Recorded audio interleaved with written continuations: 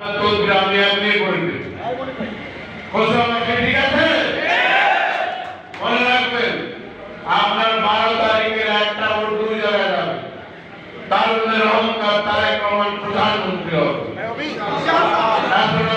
শিক্ষামন্ত্রী হবে।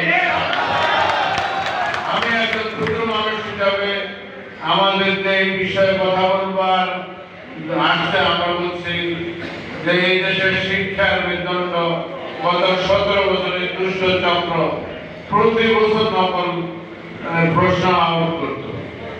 আমাদের সময় কোনো আউট হয়েছে? নকল বিরোধী অভিযানে মিলন সাহেব করেছেন।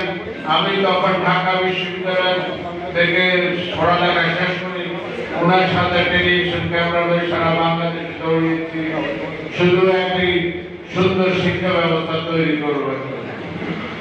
সুতরাং কচুয়াবাসী, আপনারা এমন এক সন্তানকে আপনাদের নেতা বানিয়েছেন। এই নেতা কচুয়া সন্তানরা এখন বাংলাদেশের